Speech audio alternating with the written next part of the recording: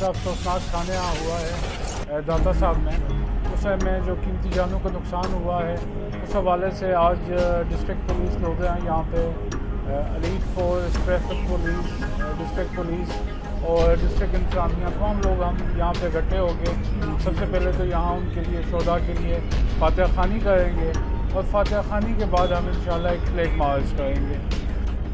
Security पहले भी beef up हुई होती है, टाइट सिक्योरिटी है। जो हमारे यहाँ पे जो इंसिडेंट जो इस वक्त हमारे अकरेंसीज हैं, मसलन रमज़ान बाज़ार है या और जो भी फंक्शन होते हैं